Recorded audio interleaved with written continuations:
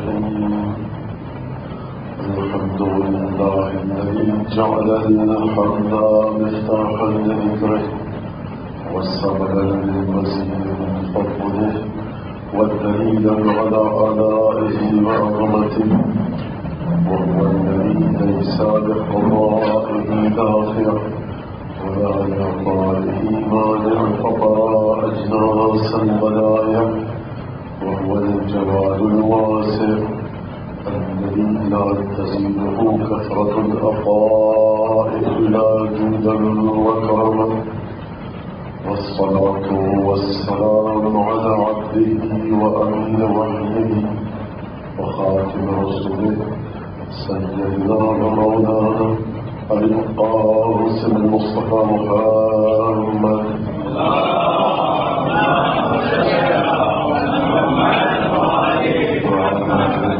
الطيبين الطاهرين الذين أذهب الله عنهم الرجس وطهرهم تطهيرا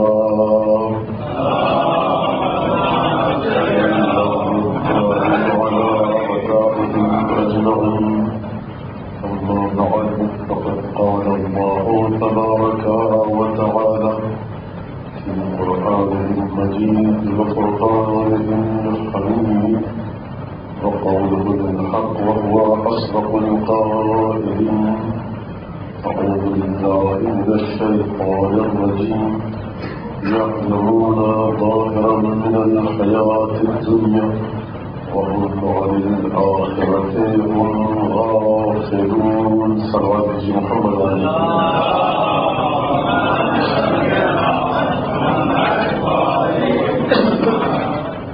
ایام گرامی ایام رضا اختتام پر بس آیا ہی چاہتے ہیں اور آخری اشرا ایام رضا کا امید یہ ہے کہ پروردگار عالم سے ہماری زندگی کا آخری اشرا قرار نہ دے اور اسی طرح سے ہمیں توفیق دیتا رہے کہ ہم ہر شرح بڑھاتا سید الشہداء کے ذکر سے مستفید ہوتے رہیں اور اگر پروردگار ہمیں اس دنیا سے لے جائے کہ جو ہر ایک کا مقدر ہے تو اس دنیا میں بھی ہمیں سید الشہداء کے دسترخوان اور خوان نعمت سے بہرامند فرماتا ہے.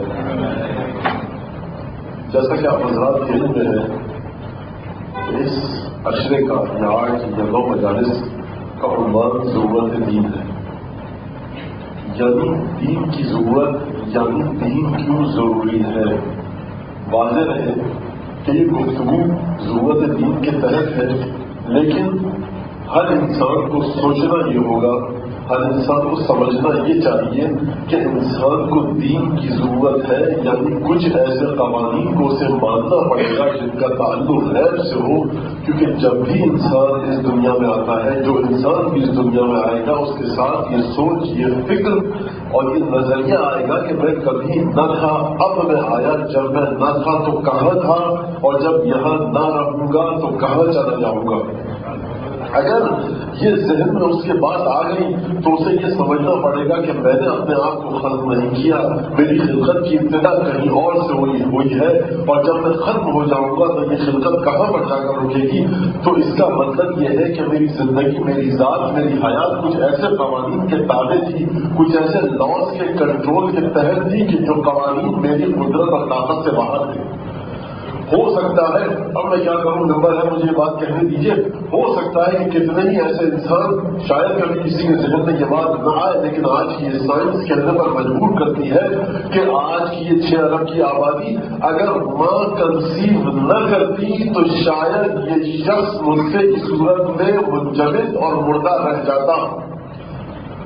یہ کس چیز نے لاکھوں کروڑوں اربوں کروموزومز کو کس نے یہ شعور دیا یہ تعقل دیا یہ عقل دی یہ ادراک دیا یہ کانشیس دیا کیسے انہیں انٹیلیجنٹ بنایا کیا کوئی اسمارٹ گیٹ ہے کیا کوئی اسمارٹ فون ہے کمپیوٹرائز کوئی سسٹم ہے کہ ان کروموزومز کو ایک مخصوص جگہ پر کنسیو کیا جائے اور حیات انسانی کا سلسلہ آگے بڑھ جائے. اس کا مطلب یہ ہے کہ حیات انسانی اپنے آغاز سے پہلے کہیں اور سے کنٹرول ہو رہی تھی. اگر انسان اس بات کو سمجھ لے تو ملحدانہ نظریات کا خاتمہ ہو جائے گا. اور آج کل یہ فیشن چل چکا کے ساتھ میں ایتھیسٹ ہو چکا ہوں. اس بات کی بھی کوئی جگہ باقی نہ رہے گی کہ انسان یہ سوچ لے کہ آخر وہ نہ تھا کیسے آ گیا. حضور ایسے آیا کہ بس ایک سسٹم تھا. تو مجھے یہ بتائیے کہ اس سسٹم کو کس نے بنایا؟ بس یہ سسٹم بن گیا. اب بات کو ذرا مزید واضح کروں. اس سے پہلے کہ بات کو مزید واضح کروں، آیت کو ذرا ایک ہلکا سا اوپری سرفیس کے ساتھ ترجمہ کر کے آگے بڑھ جاؤں کہ جو آیت میں نے سرنامہ کرام کے انتخاب کیا اس کا ترجمہ یہ ہے کہ یہ لوگ یعلمون جانتے ہیں ظاہرا من الحیات دنیا، دنیاوی زندگی کا یہ اوپری حصہ ایک ہلکا سا سرفیس کو جانتے ہیں یہ انسان. وہم عن الآخرۃ ہم غافلون، اور آخرت سے تو یہ لوگ بطور کل غافل ہیں، بالکل غافل ہیں. آخرت کی جانب ان کی توجہ ہی نہیں ہے. اگر پروردگار یہ کہہ دیتا یہ لوگ دنیاوی زندگی کی ظاہری سطح کو جانتے ہیں تو شاید انسان کو سکون آ جاتا. لیکن پروردگار نے ایسا توجہ کر دیا انسان کے اوپر کہ یعلمون ظاہرا من الحیات دنیا، دنیاوی زندگی کو بھی مکمل نہیں جانتے، دنیاوی زندگی کے اوپر کے ہلکے سے خاکے کو جانتے ہیں. یعنی کیا مطلب؟ یعنی مطلب یہ کہ انسان اگر سینا تان کر قدرت کے سامنے آ کر کہے کہ وہ زمانہ اور تھا کہ جب آپ پریشان ہو جاتے تھے، کسی کو بخار آ گیا آپ نے کہا، اس کے بعد وہ بڑھ گیا، مختلف جراثیم تھے، تپیدت کے جراثیم تھے، ٹی بی کے جراثیم تھے، وہ ہو گئے. آپ نے کہا خدا کی منشا، خدا کی قدرت یہ تھی، خدا کی طاقت کا تقاضا یہ تھا، قسمت یہ تھی. دیکھیے آپ انسان جب تک احمق اور نادان تھا وہ گیپ فلنگ کے طور پر خدا کے وجود کو لاتا تھا. اب ہمیں خدا کے وجود کی ضرورت نہیں، اب خدا کا وجود ہم اس کا اقرار کیوں کریں؟ اب گیپ فلر انسان کے جہل اور اگنورنٹ جب انسان تھا تب اس گیپ کو فل کرنے کی ضرورت تھی خدا جیسے ایک عجیب و غریب وجود کے ذریعے. لیکن اب جب کہ انسان کو عقل آ گئی ہے اور انسان سمجھ گیا فلاں چیز کاز اور ایفیکٹ کا قانون، یہ وجہ ہے، یہ اس کا سبب ہے، یہ اس کا مسبب ہے. آپ نے دیا سلائی کو ماچس کی لکھیا کے اوپر رگڑا، آگ جل گئی. کل تک آپ پریشان ہو جاتے تھے، آج سمجھ میں آ گیا کہ فاسفورس، سلفر اور نہ جانے کیا کیا کیمیکلز ہیں انہیں اس طرح سے رب کیا جائے، رگڑا جائے، آگ پیدا ہو جاتی ہے. تو یہ مت کہیے کہ آگ خدا کی خلقت کا نتیجہ ہے. یہ جب آپ احمق اور نادان تھے، جب انسان جاہل تھا، جب اسے علم تھا، تب وہ اس گیپ کو فل کرتا تھا ایک ایسی چیز کے ذریعے کہ جس کا کوئی وجود ہی نہیں ہے. گویا اپنے دل کو پہلاتا تھا خدا خدا خدا خدا کا نام لے کر. لیکن اب عقل آ گئی تو خدا کا نام کیوں لیتے ہیں؟ اب سائنس کے پیچھے چلیے، خدا کو کہیں دور نعوذ باللہ پھینک دیجیے. جب خدا کو دور پھینک دیا تو خدا کے لائے ہوئے دین کو بھی دور پھینک دیا. نہ خدا رہے گا نہ اس کا دین رہے گا. آپ آزادی کے ساتھ زندگی گزاریں اور پھر یہ دنیا جنگل کی صورت میں آ جائے گی. لیکن عزیزان گرامی، اس پروردگار نے کہ جس نے آپ کو اپنی طرف نسبت دی، خلقت انسان کو اپنی طرف نسبت دی، اس نے کہا انتم انزلتم ضرور، کیا تم یہ جو پانی آسمان سے برستا ہے اسے تم برساتے ہو یا ہم برساتے ہیں؟ انتم تزرعونه ام نحن الزارعون افرأيتم ما تحرثون. یہ جو تم کھیتی، عجیب الفاظ ہیں قرآن کے، بخدا سمجھ میں نہیں آتا کہ خدا جس انداز سے گفتگو کرتا ہے، کس انداز سے انسان کے شعور کو اوپر لانے کی کوشش کر رہا ہے. لیکن اللہ اکبر، ہائے انسان تیری نیرنگی اور چیرا دستی اور تیری شیطانیاں اور چالاکیاں کہ مسلسل پروردگار کے پیغام کو ٹھکرانے کے سلسلے میں کوئی طریقہ گزار نہیں کر رہا، کسی کوشش کو چھوڑ نہیں رہا. پروردگار کہہ رہا ہے کہ تم اے انسان، کیا تم نے دیکھا افرأیتم ما تحرثون، کیا تم نے دیکھا کہ جو کھیتی تم اگاتے ہو؟ دیکھیے ایٹریبیوشن انسان کی طرف دے رہا ہے پروردگار. انتم تزرعونه، وہ کھیتی جو تم اگاتے ہو، کیا تم سمجھتے ہو کہ تم اگاتے ہو؟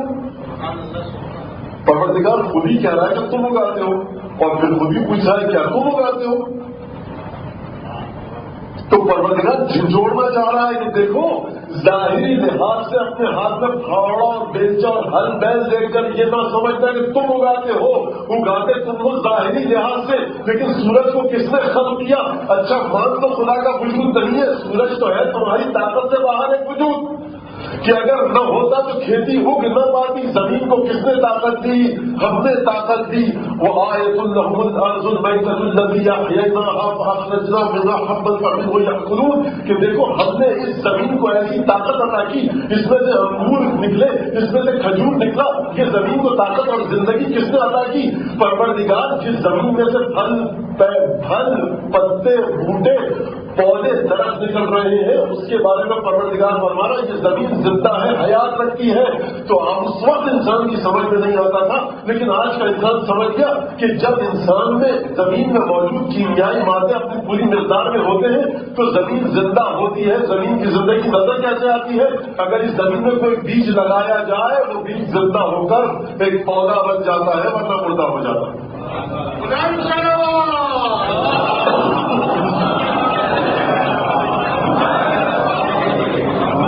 تو تم جو گیپ فلنگ, میرے نوجوان جو دوست بیٹھے ہیں یہاں پر سننے والے, اور نوجوان جو بچے بیٹھے ہیں وہ غور سے سنیں. آج کا یہ کہا جا رہا ہے کہ خدا ایک گیپ فلنگ کی والی چیز ہے. جب تک آپ کے پاس عقل, شعور, ہوش, دانائی, توانائی نہ تھی, سائنس میں ترقی نہیں کی تھی آپ نے, اس وقت خدا کیا کرتے تھے آپ, اور ٹھیک تھا, نہیں سمجھتے تھے نا. اب تو ہر چیز کے کاز کو ڈسکور کر لیا, اب آپ خدا کو کیوں لاتے ہیں؟ اٹھا کر دیکھیے نعوذ باللہ اس گیپ فلنگ والی چیز کو, اس گیپ فلر کو. اب آپ کو منتقد الفراغ ہے, بالکل فراغ کی ضرورت نہیں, لیکن مجھے جگہ خالی تھی اسے بھرنے کی ضرورت نہیں, اسے تو ہم نے بھر دیا نا سائنس نے آ کر. تو میں ان سے یہ پوچھوں گا کہ حضور آپ نے دل کا آپریشن کیا, آپ نے دل کا آپریشن کیا, آپ نے اس کے اندر کیا کیا؟ اب یہ سب جانتے ہیں, میں کیا بتاؤں, میرا شعبہ بھی نہیں ہے. آپ نے کہا کہ حضور اس میں چکنائی آ گئی تھی دل میں, دل کی رگیں بند ہو گئی تھی. سیدھا سادہ طریقہ یہ ہے, ہم نے اسے صفائی کی اور اس کے بعد خون دوبارہ دوڑنے لگا, پورے جسم میں پہنچنے لگا. ہم نے کہا یہ دل صحیح سے کام کر رہا ہے. اچھا, تو آپ نے جو یہ کہا کہ دل صحیح سے کام کر رہا ہے, دل کی ان رگوں نے آپ کے آپریشن اور سرجری کے عمل کو کیوں قبول کیا؟ ڈاکٹر مولانا صاحب دیکھیے, دل کی رگوں کی بناوٹ کچھ اس طرح سے ہے کہ اس میں اب خدا کا نام مت لائیے, خدا تو جہل کی نشانی ہے نا, خدا جہالت کے ایام کی نشانی ہے, وہ گیپ فلر ہے. اب آپ گفتگو کو اس انداز سے کیجیے کہ سائنس تک بات رہے, آپ کی ڈسکور جو آپ نے چیزیں کی ان تک بات رہے, سائنس کی ترقی تک بات رہے. یہ جو دل کی رگیں ہیں یہ اس انداز سے ہیں, کسی نے بنایا نہیں ہے, یہ اس انداز سے ہیں.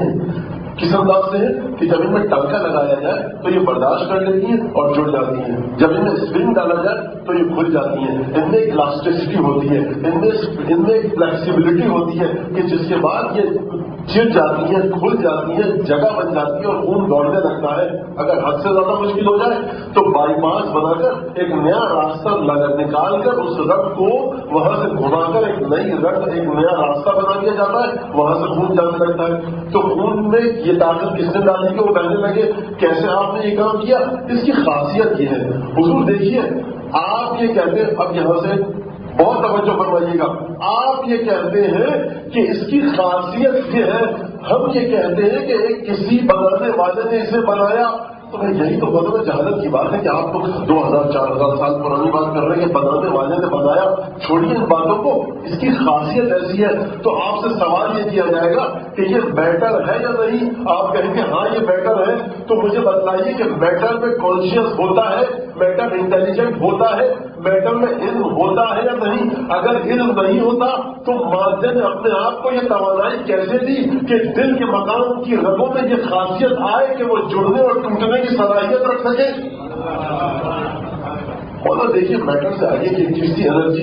اب آپ کائنات کے نقطۂ آغاز کو, اسٹارٹنگ پوائنٹ کو یا انرجی کہیں یا میٹر کہیں, سوال اپنی جگہ پر رہے گا کہ انرجی اگر میٹر میں تبدیل ہوئی, میٹر یا ماس انرجی میں تبدیل ہوا, چاہے انرجی میٹر میں تبدیل ہوئی ہو, چاہے میٹر انرجی میں تبدیل ہوا ہو, سوال میرا اپنی جگہ پر رہے گا. سوال انبیاء اور ان کے سلسلے سے تعلق رکھنے والے لوگوں کا اپنی جگہ پر رہے گا کہ یہ بتلائیے کہ میٹر یا انرجی نے اپنے آپ کو یہ شعور, یہ ادراک، یہ عقل، یہ نالج کیسے دی کہ ایک کھانا ہے جو آپ لینے میں آپ کے جا رہا ہے، معدہ اسے رگڑ کر اس سے توانائی بنا رہا ہے، خون بنا رہا ہے. یہاں پر جب وہ توانائی اور خون آتا ہے تو ناخون کی صورت میں ظاہر ہوتا ہے، جب آنکھ میں آتا ہے تو آنکھ کے رگوں کی صورت میں ظاہر ہوتا ہے. یہ تبدیلی کیوں نہیں ہوتی؟ آنکھ میں سے ناخون نکل آیا، ناخون کی جگہ پہ آنکھ نکل آئے.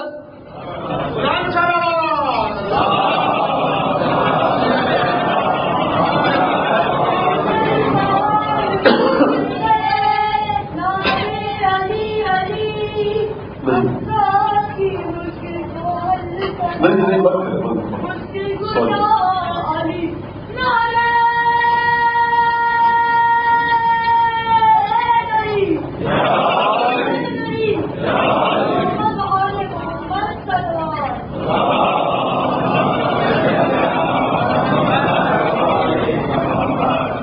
ایک بار تو اور محمد آدمی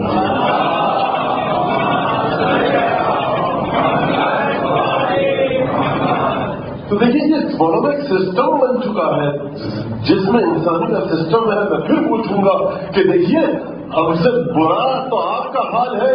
ہم تو قدرت اور طاقت کو مانتے ہیں کہ جسے بقول آپ کی گیپ فلنگ ہے وہ گیپ کو فل کر رہے ہیں. آپ تو اس سے بدتر بات کریں کہ سسٹم ہے بھائی کیوں ہے.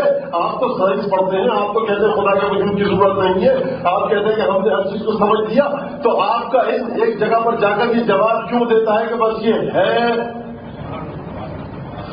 اگر آپ یہ کہہ رہے ہیں کہ بس یہ ہے تو اب اگر بات سائنس کی ہے تو پھر مجھے اگلا سوال کرنے دیجیے. جب آپ کہتے ہیں کہ ہم نے ہر چیز کو ڈسکور کر لیا، ہر چیز کو ہم نے انوینٹ کر لیا، جو چیزیں پہلے سے موجود تھیں انہیں ڈسکور کیا، جو نہ تھی انوینٹ کیا، تو مجھے اس سوال کا جواب دیجیے کہ اس میں یہ خاصیت، اس کا یہ کیریکٹرسٹکس کیوں ہے، اس کی کوالٹی کیوں ہے، کس وجہ سے ہے؟ وجہ ہم پوچھیے بس یہ ہے. تو حضور پھر یہاں پہ سوال آئے گا کہ مادہ ہے، مادے میں کانشیس ہوتا ہے یا نہیں ہوتا، مادہ انٹیلیجنٹ ہوتا ہے یا نہیں ہوتا. اگر آپ یہ کہیں کہ مادہ انٹیلیجنٹ ہوتا ہے تو پھر ایک الگ گفتگو چلی جائے گی کہ اس میں یہ انٹیلیجنس اسے کس نے عطا کی. آپ کہیں گے بس یہ ہوتی ہے. یہیں پر 8ویں امام حضرت امام ابو الحسن علی بن موسیٰ رضا علیہ السلام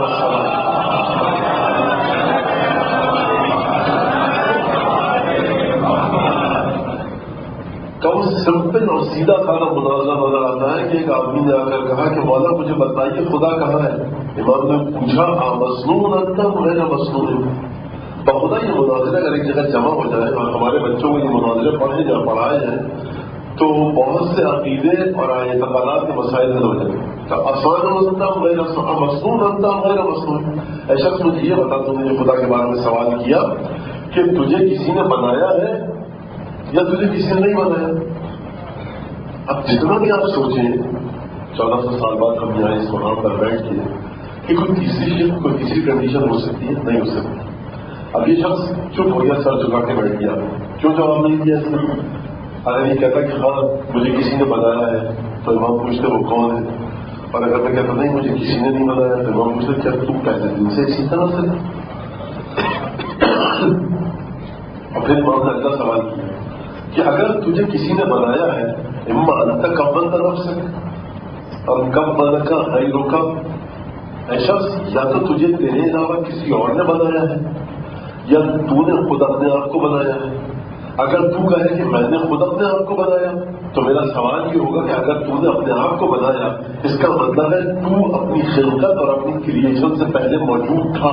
جب تو اپنی کریشن سے پہلے موجود تھا تو تو نے کس چیز کو بنایا؟ وہ تو پہلے سے تھی.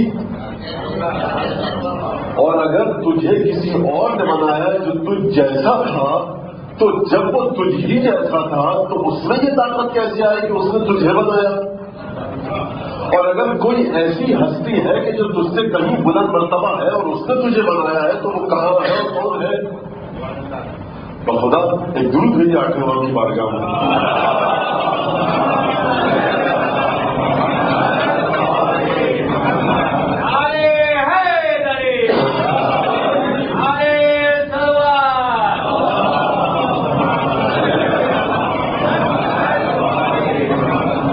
دین کی ضرورت انسان کو اس لیے ہے کہ عالم غیب میں کوئی ہستی ایسی ہے، کوئی ذات ایسی ہے کہ جو ہماری زندگیوں سے پہلے انسان اور انسانیت کی زندگی سے پہلے وہ چیز موجود تھی، اس نے کچھ قوانین کے مجموعے کو، کچھ لاز کو، فقہ کو، قوانین اور قواعد کو بنا کر بھیجا کہ تم اس کے مطابق اپنی زندگی گزارو۔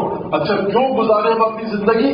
کیونکہ صرف زندگی تمہاری یہاں ختم نہیں ہوگی، وَهُمْ عَنِ الْآخِرَةِ هُمْ غَافِلُونَ، اس کے بعد ایک زندگی ہے، اس زندگی کا اس زندگی سے تعلق ہے، اور تمہاری اس زندگی کا اس زندگی سے تعلق ہے جو تم نے شکم مادر میں گزاری۔ اس انداز سے شکم مادر میں بچے کی نگہداشت کی جاتی ہے، اس کا خیال رکھا جاتا ہے کہ کیوں؟ کیونکہ اسے قدم رکھنا ہوتا ہے اس دنیا میں، وہاں جو کمیاں اور خامیاں رہ جاتی ہیں وہ اس دنیا میں آتی ہیں۔ لہذا اس سے یہ بات سمجھ میں آئی کہ ایک تسلسل ہے، ایک سلسلہ ہے انسانی زندگی کا کہ جس میں پچھلی والی زندگی اگلی زندگی کا پیش خیمہ ثابت ہوتی ہے، اور بعد والی زندگی موجودہ زندگی کا نتیجہ اور ایفیکٹ بنتی ہے۔ اس لیے جس مقام پر اور ہر مقام پر آپ ہیں اس زندگی کو بہت اچھی طرح گزاریے، ان قوانین کے تحت گزاریے کہ جن قوانین کا نتیجہ اور اثر اگلے مرحلے میں آپ کو دیکھنا اور فیس کرنا ہے۔ کیونکہ اگر ایسا نہ ہوا تو پھر مشکلات میں انسان پڑ جائے گا۔ اب یہاں پر قرآن نے عجیب انداز سے آواز دی، وہ آیت ہے جو آپ سب حضرات جانتے ہیں، فَمَن يَعْمَلْ مِثْقَالَ ذَرَّةٍ خَيْرًا يَرَهُ وَمَن يَعْمَلْ مِثْقَالَ ذَرَّةٍ شَرًّا يَرَهُ۔ دیکھو کہ جس شخص نے ذرہ برابر بھی کوئی برائی کی اس دنیا میں، وہ اسی برائی کو وہاں دیکھے گا۔ جس نے ذرہ برابر بھی، رتی برابر بھی اچھا کام کیا، وہ اسی اچھے کام کو دیکھے گا۔ علماء اخلاق اور مفسرین یہاں یہ کہتے ہیں کہ پروردگار نے یہ نہیں کہا کہ جس نے یہاں اچھا کام کیا وہ اس کے نتیجے کو دیکھے گا، جس نے یہاں برا کام کیا وہ اس کے نتیجے کو دیکھے گا۔ فرماتے ہیں کہ جس نے رتی برابر یہاں برا کام کیا وہ اسی برے کام کو وہاں دیکھے گا۔ یعنی کیا مطلب؟ یعنی یہی چیز وہاں جا کر اپنی حقیقت کو دکھلائے گی، یہ بری چیز وہاں اپنی بری حقیقت کو دکھلائے گی، یہ اچھی چیز وہاں اپنی اچھی حقیقت کو دکھلائے گی۔ اور یہ بات آپ سب اللہ جانتے ہیں۔ اب لیلۃ الرغائب آئی، رجب کے مہینے کی پہلی شب جمعہ، اس میں نماز آئی ہے، 12 رکعت نماز ہے، 10 رکعت نماز ہے، مختلف نماز سلمان فارسی ہے۔ کیا روایت نے کہا کہ دیکھو جو لیلۃ الرغائب میں رجب کی پہلی شب جمعہ کو مغرب اور عشاء کے درمیان خدا نماز پڑھے گا خدا طریقے سے، جب وہ مر جائے گا تو قبر میں گھبرائے گا جب انسان، اور آہستہ اقربا پتھر رکھ کر چلے جائیں گے، قبر کی تاریکی اور تنگی ہوگی۔ تو یہ نماز ایک خوبرو اور خوبصورت اور نورانی نوجوان دوست کی صورت میں آئے گی اور یہ کہے گی کہ گھبراؤ مت۔ مومن کہے گا تو کون ہے شخص جو میری قبر میں میری مدد کے لیے آیا، میری دلجوئی کے لیے آیا، میری تسلی کے لیے آیا، مجھے تنہائی سے نکالنے کے لیے آیا، وحشت گھبراہٹ سے نکالنے کے لیے آیا۔ وہ نوجوان اور نورانی دوست کہے گا میں رجب کی وہ نماز ہوں کہ جسے تو نے شب جمعہ کو پڑھا تھا نماز کی صورت میں تبدیل ہو کر دکھایا گیا قبر میں ایک خوبرو نورانی نوجوان کی صورت میں۔ فَمَن يَعْمَلْ مِثْقَالَ ذَرَّةٍ خَيْرًا يَرَهُ، یعنی کیا مطلب؟ یعنی تم نے ذرہ برابر بھی جو نیکی کی تم اس کا نتیجہ دیکھو گے۔ تم نے دنیا میں کیوں نہ دیکھ پائے؟ پروردگار اسی دنیا میں دکھلا دیتا تاکہ مومن مزید اچھے عمل کو انجام دیتا تو آواز آئے گی کہ ہم نے مومنین کے بارے میں کیا کہا تھا۔ ينفقون، ایک تو یہ اپنے مال کا انفاق کرتے ہیں، نماز پڑھتے ہیں، روزہ رکھتے ہیں، نیک کام کرتے ہیں، اولئک علی ھدی من ربہم واولئک ھم المفلحون، یہی لوگ ہدایت پر ہیں، یہی کامیاب ہوں گے۔ ان تمام خصوصیات کے ساتھ ہم نے ایک خصوصیت اور رکھی تھی جو ہمارے اور تمہارے رشتے کو مضبوط کر رہی تھی، خدا کے اپنے بندوں کے ساتھ رشتے کو مضبوط کر رہی تھی۔ وہ خصوصیت کیا تھی؟ یؤمنون بالغیب، غیب پر ایمان لاؤ، یعنی تمہیں کچھ دکھائی نہ دے رہا ہو، تم ہماری محبت اور اطاعت میں اس پر عمل کرتے رہو۔ تم ہماری اطاعت اور محبت میں اس پر عمل کرتے رہو۔ اور ایک مرحلہ یہ ہے کہ جنت جہنم کے چکر میں عبادت کی جائے، جنت اور جہنم کے چکر میں ڈرا جائے۔ کسی صاحب نے کہا کہ دیکھیے بہت سے لوگ ہوتے ہیں، اب یہ مولا کی حدیث بھی ہے تو وہ اس واقعے کو بیان کر رہے تھے، بہت سے لوگ ہوتے ہیں جنت کے عذاب سے ڈر کر خدا سے بچتے ہیں، بہت سے لوگ ہوتے ہیں جنت کے لالچ میں نیک کام کرتے ہیں۔ اور وہ صاحب کہنے لگے کہ بہت سے لوگ ایسے ہوتے ہیں مولانا کہ ان میں گناہ کرنے کی ہمت ہوتی ہے اور نہ نیک کاموں کو انجام دینے کی طاقت. تو گناہ بھی نہیں کرتے کاہلی کی وجہ سے, نیک کاموں کو بھی انجام نہیں دیتے کاہلی کی وجہ سے. تو ادھر سے بھی کچھ نہ کچھ کما لیتے ہیں, ادھر سے بھی کچھ نہ کچھ ہاتھ سے چھوڑ دیتے ہیں. تو یہ کاہلی ایک بڑا عجیب مرض ہے. درود بھیجیے محمد آل محمد.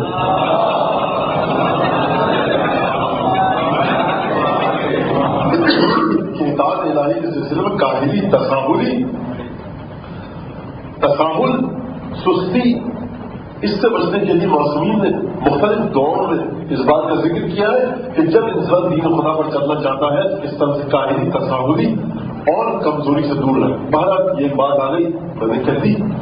تو پروردگار عالم نے ایسے قوانین بنائے کہ دیکھو تم اس دنیا میں نہیں دیکھ پاؤ گے. پروردگار کیوں نہیں دیکھ پائیں گے؟ کہا انتقال تمہارا کیسے ہوگا؟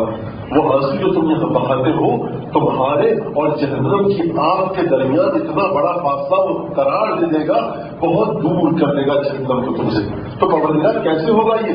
پروردگار کہے گا دیکھو ہم نے کہا تھا نا بالغیب کہ تم لوگ غیب پر ایمان لاؤ, یہ غیبی قوانین ہے. فکشفنا عنک غطاءک فبصرک یوم حدید. اگر ہم تمہیں دنیا میں دکھا دیتے تو پھر تم اپنے علم کی بنیاد پر اس عمل کو انجام دیتے. ہم نے چھپا کر رکھا, کچھ ایسی ہستیوں کو بھیجا کہ ان کی محبت میں تم یہ عمل انجام دو تاکہ تمہارے کھرے اور کھوٹے کی بھی پہچان ہو جائے, ہمارا امتحان بھی ہو جائے, غیب پر ایمان بھی باقی رہے, رسم بندگی بھی بجا لاتے رہو. ورنہ تم اپنے علم کے مطابق عمل کرتے, ہمارے حکم کی بجا آوری تھوڑی ہوتی. تو یہ وجہ ہے فکشف مان کا غطاء. انسان ہم نے آج تیری آنکھوں پر سے پردے ہٹا دیے. اب دیکھ تجھے جو دیکھنا ہے, اب دیکھ تو کیا دیکھ سکتا ہے. اب دیکھ کہ وہ جناب سیدہ صدیقہ کبریٰ فاطمہ زہرا سلام اللہ علیہا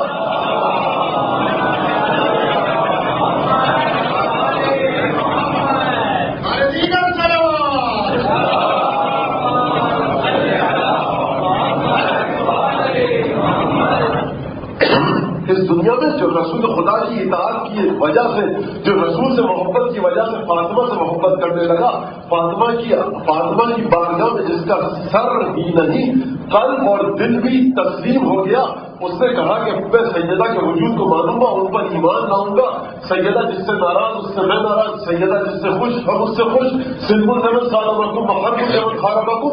وہ دیکھتا تھا کہ سیدہ ایک چکنی مٹی کے گھر میں رہتی ہے, نہ کوئی ساز و سامان ہے, نہ کوئی بہت بڑی اعلیٰ عالیشان زندگی ہے, نہ کھانے کے لیے گندم کی روٹی میسر ہے, نہ سواری کے لیے اچھا جانور میسر ہے. لیکن سیدہ کے ساتھ پنجتن کے ساتھ رابطے کو برقرار کیا. اب جب قیامت میں دیکھے گا سیدہ کے مقام اور عظمت کو تو وہاں پر دکھلایا جائے گا. اس دنیا میں پردہ ڈال کر رکھا گیا کہ کون محمد مصطفیٰ کی اطاعت اور محبت کی وجہ سے محبت کرتا ہے اور کون اپنے علم کی وجہ سے محبت کرتا ہے. جب قیامت میں آواز آئے گی یا احتمیشر غضوا ابصارکم فإن فاطمہ بنت محمد, اے اہل محشر میں موجود ہے, محشر کے میدان میں موجود لوگوں اپنی آنکھوں کو جھکا دو کیونکہ فاطمہ بنت محمد گزرنے والی ہے اور جناب سیدہ 70,000 بہشتی کنیزوں کے ساتھ اس سرعت کے ساتھ گزرے گی کہ روشنی کی رفتار سے بھی زیادہ تیز رفتار کے ساتھ. تو عزیزان گرامی علماء نے بیان فرمایا کہ پورے صراط پر سرعت کے ساتھ گزرنے کا تعلق انسان کے عمل سے ہے. سیدہ کا عمل اتنا عجیب ہے کہ کوئی چیز سیدہ کی سرعت کو کی پیمائش ہی نہیں کر پا رہی.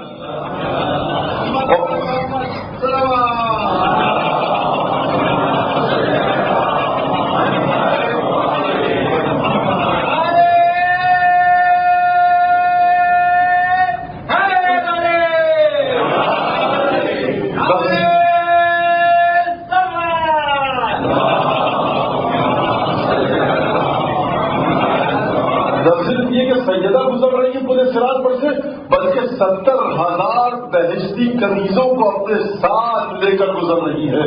یعنی وہ 70,000 بہشتی کنیزیں کہ جو بہشتی ہیں, جنت کی حوریں ہیں, وہ بھی سیدہ کے ساتھ اس انداز سے گزر رہی ہے کہ جس انداز سے سیدہ گزر رہی ہے یہ طاقت دنیا میں دکھائی نہیں دے گی, یہ طاقت وہاں دکھائی دے گی. کیوں؟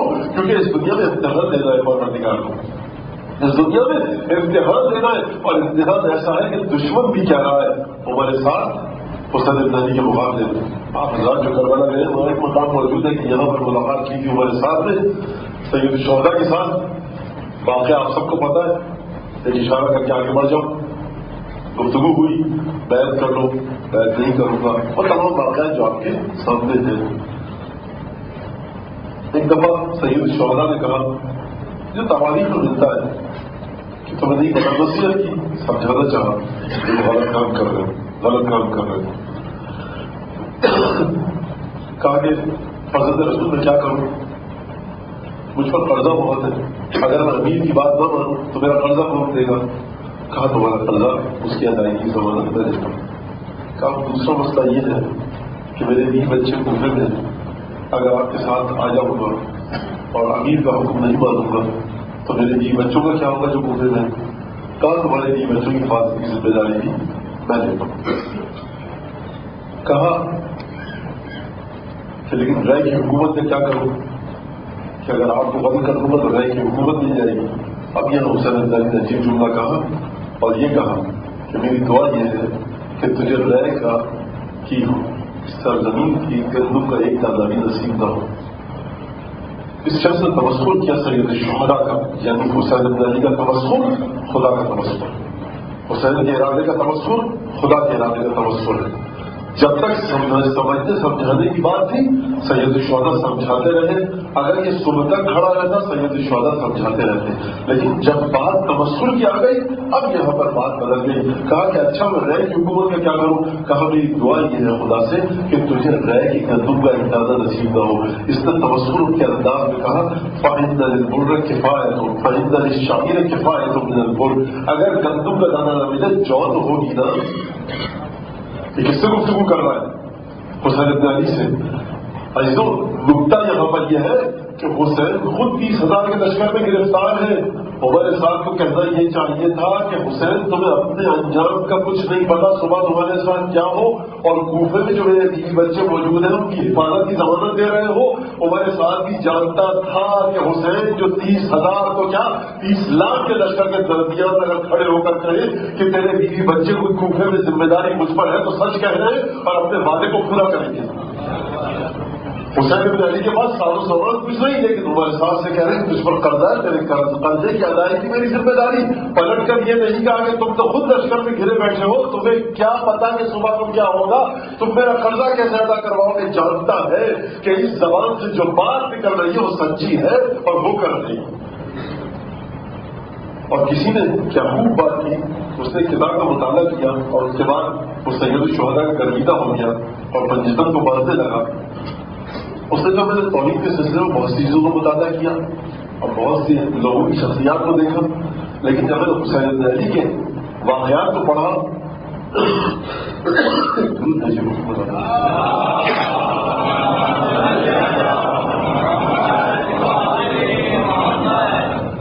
تو میں سمجھ گیا کہ حسین ابن علی جس مکتب، جس مذہب اور جس اسکول آف تھاٹ کے تھے اس میں حقیقت ہے۔ اس سے پوچھا گیا کیوں؟ کہا کہ انسان جھوٹی بات کے لیے اپنی انگلی نہیں کٹوانے میں تیار ہوتا۔ حسین ابن علی نے اس انداز سے قربانی دی، یقیناً کوئی نہ کوئی حقیقت ہے، کوئی نہ کوئی حقیقت ہے اس قربانی کے پیچھے، تبھی حسین ابن علی نے اس انداز سے قربانی دی۔ تو عزیزان گرامی، یہ جو ہم کبھی کبھی ہماری سمجھ میں نہیں آتا کہ آزاداری سید الشہداء کی اہمیت اور فضیلت کیا ہے، جب تک انسان اپنے اس ناقص عقل کے ذریعے یہ سوچتا رہے گا کہ عزاداری سید الشہداء کا اتنا اجر، ایک دفعہ من زار الحسین یوم عاشورا ویظل باقیا عنده، جو شخص عاشور کے دن حسین کی زیارت کرے گا اور سورج نکلنے سے لے کر سورج ڈوبنے تک وہاں گریا ازاری میں مصروف رہے گا، لقی اللہ عز وجل یوم یلقاہ وله ثواب الف حجۃ والف عمرۃ والف غزوۃ غزا مع رسول اللہ ومع الائمۃ الراشدین۔ جو شخص حسین ابن علی کی عاشور کے دن زیارت کرے گا، صبح عاشور کا سورج طلوع ہونے سے لے کر عاشور کا سورج ڈوبنے تک حسین کی قبر کے پاس گریا ازاری میں مصروف رہے، جب خدا سے ملاقات کرے گا تو اسے اپنے نامہ اعمال میں دکھے گا کہ 2000 حج 2000 عمریں اور 2000 جنگیں کہ جو اس نے رسول اللہ اور ائمہ معصومین کے ساتھ انجام دیے. ایک دفعہ انسان کہتا ہے کہ یہ لوگوں نے شاید جو شبیرت میں لکھ دیا روایت ضعیف ہے. روایت ضعیف نہیں ہے، آپ کی عقل ضعیف ہے. آپ تول ہی نہیں سکتے کہ حسین بن علی کی قربانی کیسی ہے. اس بے عقل اور بے شعور انسان کی سمجھ میں کیا آئے گا جو یہ کہے کہ جب آٹھویں امام ابی الحسن علی بن حسین رضا یہ فرمائے کہ اے شبیب کے بیٹے، اگر تم نے گریہ کیا حسین پر حتی تصیر دموعک علی خدیک، کہ یہاں تک کہ تیرے رخساروں پر تیرے آنسو بہنے لگے تو تیرے تمام گناہ معاف ہو جاتے ہیں. وہ یہ سمجھ میں نہیں آتا اس کے کہ حسین کی قربانی ہے کیسی. اگر سمجھنا ہے تو ان روایتوں کو پڑھیے اور دیکھیے کہ جہاں جب حسین ابن علی کا خون آلود پیراہن مادر حسین جناب سیدہ کے سامنے عالم خلد میں لایا جاتا ہے.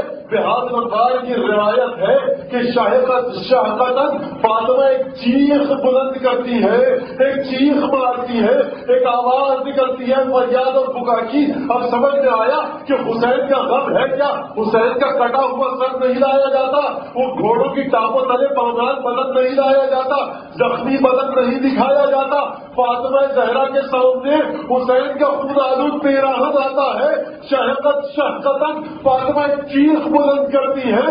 وہ ملائکہ کہ جو رکوع کی حالت میں ہے، وہ ملائکہ جو سجدے کی حالت میں ہے، وہ ملائکہ جو ذکر الہی سے ہٹتے نہیں ہیں، ایک دفعہ فاطمہ کی چیخ سنتے ہیں، اپنی عبادت کو چھوڑ دیتے ہیں، اپنی عبادت کو چھوڑ دیتے ہیں. یہاں تک کہ رسول اللہ جناب سیدہ کی بارگاہ میں آتے ہیں. غم اتنا بڑا ہے کہ اس غم کی تسلی اب فاطمہ کو سوائے رسول کے کوئی اور نہیں دے سکتا. حکم ہوتا ہے محمد جاؤ فاطمہ کے پاس. حسین کا خون آلود پیراہن فاطمہ نے دیکھا ہے. فاطمہ بے کل ہو چکی ہے، گریے میں مصروف ہے. شہقتاً ایک عظیم چیخ فاطمہ کے حلق مبارک سے نکلتی ہے. رسول آتے ہیں فاطمہ کو تسلی دینے کے لیے. جب کہیں جا کر فاطمہ کو سکون ملتا ہے، بس ہاتھوں کو جوڑ کے عرض کروں گا بیوی سیدہ کی خدمت میں کہ بیوی واقع کربلا گزر چکا ہے. حسین کا پیراہن آپ کو دکھلایا جاتا ہے. آپ چیخ مار کر بے ہوش ہو جاتی ہے. فاطمہ کے پاس بابا رسول اللہ آتے ہیں. ہائے ہمارا دل جل جاتا ہے. میں کہوں گا سیدہ آپ کے پاس تو رسول دینا تسلی دینے کے لیے آئیے ذرا میدان کربلا میں. آپ نے قمیض دیکھی حسین کی، ایک دفعہ تڑپ اٹھی. آئیے ذرا اپنی بیٹی زینب سے پوچھیے کہ کبھی عباس کے لاشے کو دیکھا، کبھی علی اکبر کے لاشے کو دیکھا. اور ایک وقت وہ آیا کہ ششماہی کے لاشے کو دیکھا. ایک وقت وہ آیا جب حسین کو ذوالجلال پر سوار کیا، اور ایک وقت وہ بھی آیا کہ ذوالجلال بغیر سوار کے آیا. اور ایک وقت وہ بھی آیا کہ جب زینب کی آنکھوں نے منظر دیکھا کہ حسین کا سر نو کی نیزہ پر تھا. میں کہوں گا سیدہ آپ کے پاس تو بابا رسول اللہ آ گئے تھے نا، آپ کو گلے لگایا ہوگا، تعزیت اور تسلی دی ہوگی. لیکن ہائے افسوس زینب کو کسی نے تسلی نہ دی. اور اگر تسلی دی تو تعزیتوں سے دی گئی، اگر تسلی دی تو کوڑے سے دی گئی. تماچے لگے اور حسین کے یتیم بچوں کے کانوں سے گوشوارے چھین لیے گئے.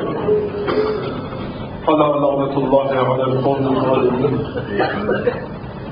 وسيعلم الذين ظلموا أيهم القلب ينقلبون.